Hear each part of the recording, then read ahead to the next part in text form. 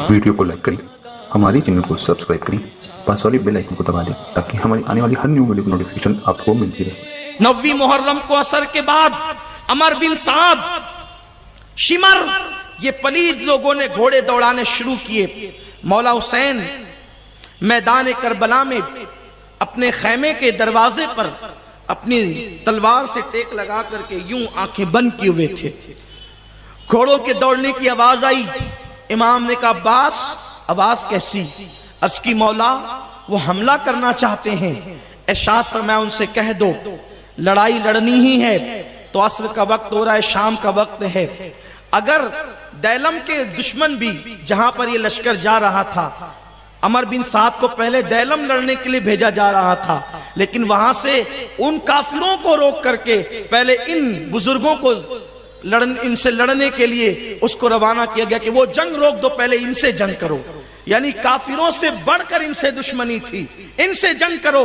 तो आपने फरमाया कि दैलम के काफिर भी अगर तुमसे कहते कि शाम का वक्त है, अभी जंग नहीं करना, कल सुबह करना, तो तुम टाइम दे देते। मैं इसलिए टाइम चाहता हूं कि ये 9वीं मुहर्रम गुजर जाए, 10वीं शब आशूर की आए, तो ये रात हम कुरान की तिलावत कर लें, हम सुजूद करें, अल्लाह की इबादत करें और अपने रब को की बारगाह में आंसुओं की सौगात पेश करें।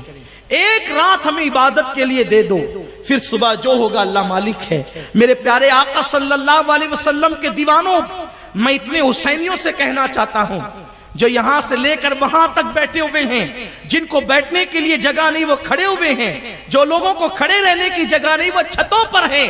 इन सब हुसैनियों से मैं कहना चाहता हूं कि इमाम हुसैन पर जंग मुसल्लत की जा रही है, लेकिन इमाम हुसैन यजीदियों से मोहलत मांगते हैं। हम अभी जंग नहीं करेंगे, आशुरा की रात हमें इबादत के लिए दे दो, हम तिलावत करना चाहते हैं, अल्लाह की इबादत करना चाहते हैं, रब की बारगाह में आंसुओं की सौगात पेश करना चाहते हैं। लेकिन ऐ हुसैनियों, मैं तुमसे पूछना चाहता हूं, ये शबे आशूर तुम कैसे गुजारते हो? गलियों में घूमकर, मस्ती मजाक करके, मेले ठेलों में जाकर जरा सोचो हुसैन के दिल पर क्या गुजरती होगी जब तुम शबे आशूर हूल हपान में, खेल कूद में गुजारते होंगे।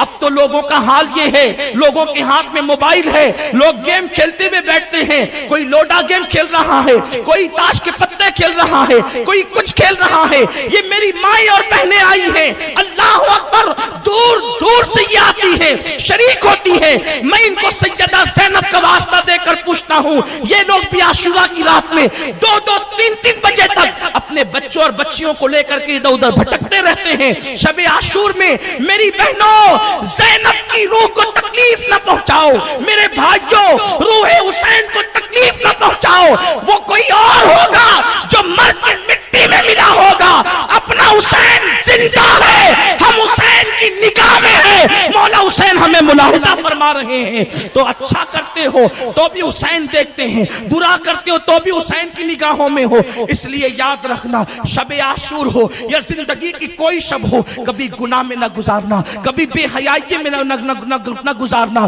कभी बेपर्दगी में न गुजारना, कभी अल्लाह रसूल की नाफरमानी में न गुजारना। मौला हुसैन के मकसद को पूरा करो। कितनी बड़ी कुर्बानी दी है, अल्लाह अकबर। फिर उसके बाद जब रात आती है, वो रात अल्लाह अकबर, मैदान करबला में हुसैन का हर खैमा भरा हुआ है। हुसैन का ये जुमला याद रखे, हुसैन का हर खैमा भरा हुआ है।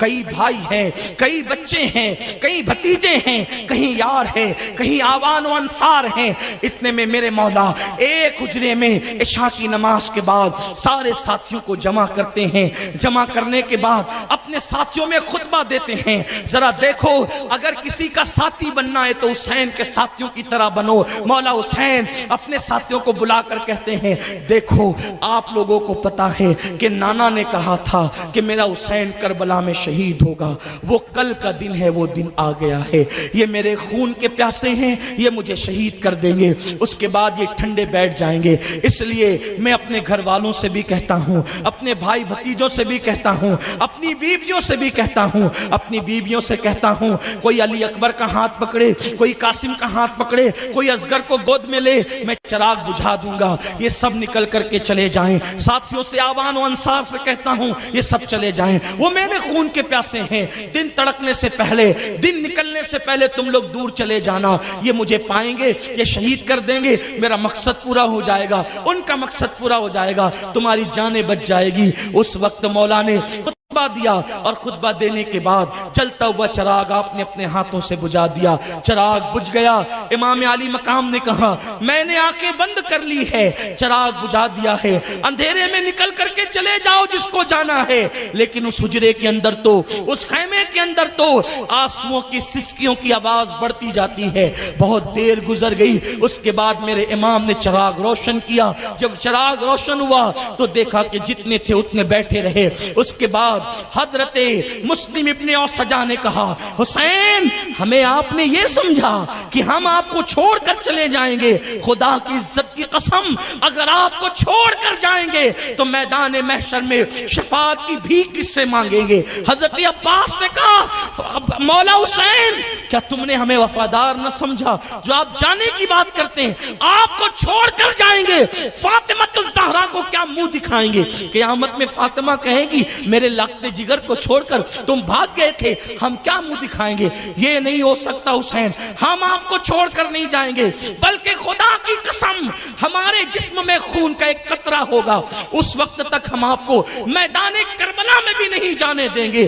بیویوں نے کہا, حسین ہم اجڑتا ہوا سہاگ دیکھیں گے, ہمارے ہاتھوں میں ہتکڑیاں, آپ کہتے ہیں نا کہ آپ کے بعد ہاتھوں میں ہتکڑیاں ہوگی, ہم برداشت کریں گے, اس لیے کہ جس کے ساتھ پھولوں کی صحت پر زندگی گزاری ہے, اس کی محبت میں کانٹوں کی راہ بھی ہم چلنے کا حوصلہ رکھتے ہیں. مولا حسین نے سب کو دعا دی اور فرمایا, سب اپنے اپنے حجرے میں جاؤ اور عبادت کرو, تلاوت کرو. آج کی رات گویا کہ 1377 سال پہلے میدان کربلا میں ایک سونی سونی سی رات تھی. دو لشکر تھے, ایک طرف 72 تھے, دوسری طرف 22,000, اور فرات کے کنارے پر فرات موجیں مار رہا تھا. اس وقت صرف فرات کی شریر آوازیں تھی, لیکن اگر آج کوئی کربلا جا کر دیکھے, کل 22,000 جو کر و فر کے ساتھ وہاں پر ناچ رہے تھے, آج ان کا نام و نشان نہیں. لیکن آج کے دن کوئی جائے کربلا میں, اس کو یوں لگے گا جیسے گنبد خضرا کی ساری بہاریں یہیں پر برس رہی ہے, مکے کی ساری بہاریں یہیں پہ برس رہی ہے. اللہ اکبر. اس وقت کربلا کا منظر کیا ہوگا یہ تو آپ انٹرنیٹ پر بھی دیکھ سکتے ہیں. کیا وہاں پر اللہ اکبر حسین کے بہت زیادہ چاہنے والوں کی بھیڑ ہوگی, ایسا جمگٹا کہ تل رکھنے کو جگہ نہیں. میرے پیارے آقا علیہ الصلوۃ والتسلیم کے پیارے دیوانوں, لیکن کہاں گیا وہ شامی اللہ اکبر حاکم کہاں گیا جسے دنیا یزید کہتی ہے؟ نہ آج اس کا نام نہ اس کی اولاد کا نام.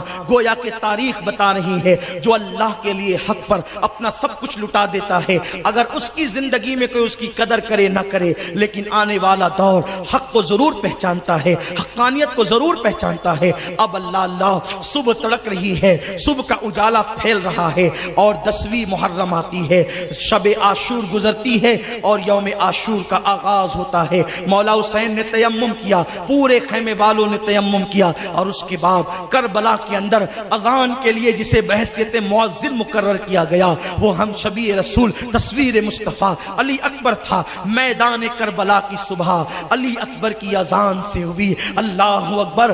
گویا اس اذان کی بلائیں اذان بلالی لے رہی ہو. اللہ اکبر. بلال بھی اذان پڑھتے تھے, عرش والے جس کی مشتاق ہوتے تھے, لیکن آج ہم شبیہ مصطفیٰ, ہم شبیہ رسول, اللہ اکبر, کربلا کی دھرتی پر اذان دے رہا ہے, اور اکبر کی اذان کی آواز سے کربلا کی صبح کا آغاز ہوتا ہے. صبح ہوتی ہے, امام علی مقام نماز فجر پڑھاتے ہیں, اور اس کے بعد پھر آپ فوج کو ترتیب دیتے ہیں، ادھر 72 تن ہے، ادھر 22,000 ہے، اور اس کے بعد میدان کرب و بلا کے اندر جنگ کا آغاز ہوتا ہے۔ لیکن جنگ کے آغاز سے پہلے مولا حسین میدان کربلا میں کھڑے ہو کر اتمام حجت کے لیے ایک خطبہ ارشاد فرماتے ہیں۔ وہ خطبہ کا اختصار کے ساتھ یہ ہے کہ لوگوں یہ بتاؤ، میں نے کوئی چوری کی ہے، میں نے کوئی ڈاکہ ڈالا ہے، میں نے کسی کو ناحق قتل کیا ہے، میں نے کسی پہ ظلم کیا ہے، میں نے کوئی گناہ کیا ہے، میں نے کسی کو ستایا ہے،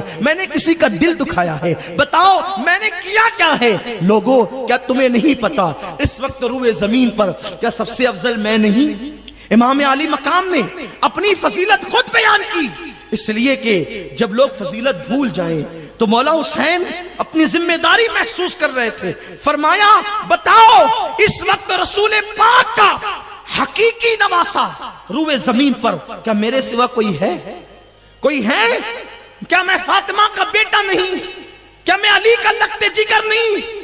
جا کے پوچھو، اس وقت جابر ابن عبداللہ موجود ہے، اس وقت اکابر ان صحابہ کی اولادیں موجود ہیں جنہوں نے اپنے کانوں سے سنا، اور جنہوں نے اپنے باپ داداؤں سے اپنے کانوں سے سنا کہ رسول اللہ نے فرمایا حسین و منی وانا من الحسین، حسین مجھ سے، میں حسین سے، میں وہی ہوں جس کو نبی سنتے تھے، میں وہی ہوں جس کو نبی چومتے تھے، میں وہی ہوں جس کے لیے سجدے طویل کرتے تھے۔ ایک بدبخت جس کا نام ابن اشعث تھا، ابن اشعث نے کہا حسین تو رسول اللہ کی اولاد نہیں۔ اس بدبخت دیکھا، یہ تانا یزیدیوں کا نیا نہیں ہے، حضور کی اولاد کو کہتا ہے۔ مولا حسین نے اس کو گھور کے دیکھا اور آسمان کی طرف نظر اٹھائی، اللہ اس کو بتا دے یہ مجھے رسول اللہ کی آل ہونے سے انکار کرتا ہے۔ اس وقت اس کو بیت الخلا کی حاجت لگی اور وہ گیا، اور جب وہ بیٹھا تو اس کی شرمگاہ پر ایک بچھو نے ڈنک مارا، اور اسی بے پردگی کے عالم میں میدان میں تڑپتا رہا، اسی حالت میں وہ موت کے گھاٹ اترا۔ بتایا اصحاب حسین نے دیکھو، آنکھوں سے دیکھو، حسین کو مجبور نہ سمجھنا، حسین صرف آسمان کی طرف دیکھ لے تو یوں عذاب اترتا ہے، حسین مجبور نہیں ہے۔ اس کے بعد مولا حسین نے فرمایا کہ لوگوں میرے خون سے اپنے ہاتھوں کو رنگین مت کرو، رسول اللہ نے میری فضیلت بیان کی ہے۔ تو اس وقت شمر نے کہا حسین تم جو کہہ رہے ہو ہم کو کچھ سمجھ میں نہیں آتا۔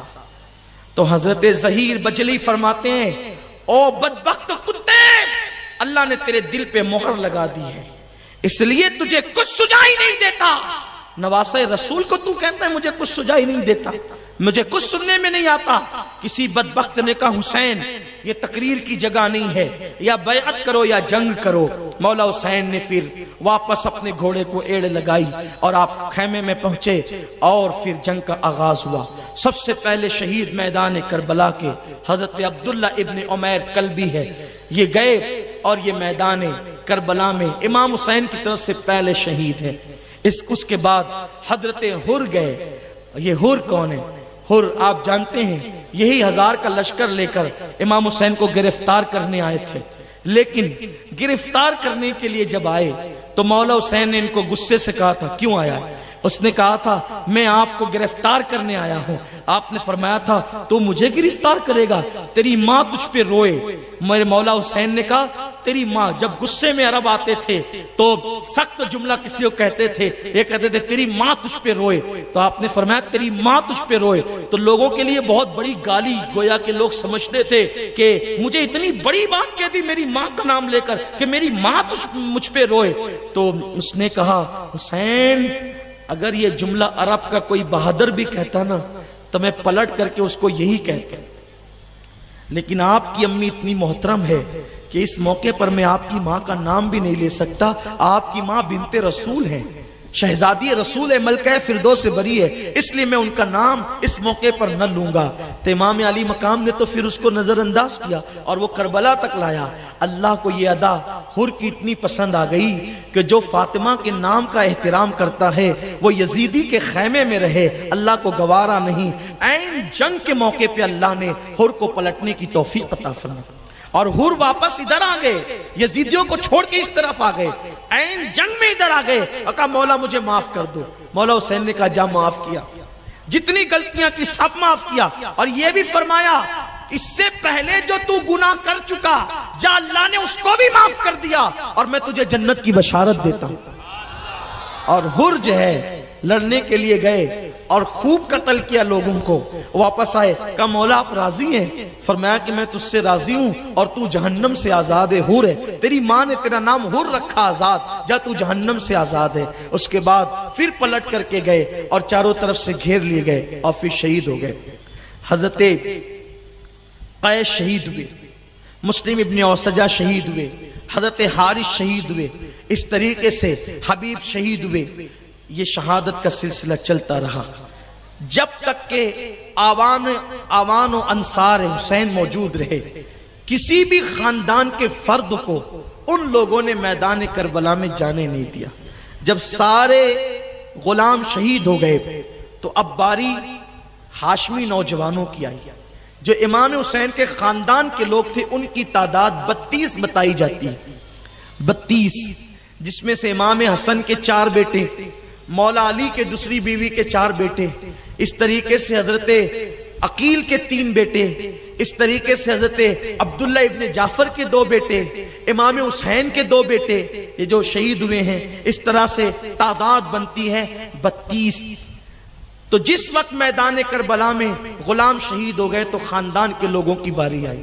سب سے پہلے حضرت مسلم ابن عقیل کے بیٹے گئے، وہ لڑے، حضرت عقیل کے بیٹے گئے، وہ لڑے، وہ شہید ہو گئے۔ مولا حسین دیکھ رہے ہیں، ایک ایک کا لاشا اٹھاتے لا لا کر کے رکھتے ہیں۔ اس کے بعد حضرت امام حسن کے 3 بیٹے گئے، وہ لڑے۔ اس کے بعد مولا علی کے دوسرے 4 بیٹے گئے، وہ لڑے، وہ بھی سب شہید ہو گئے۔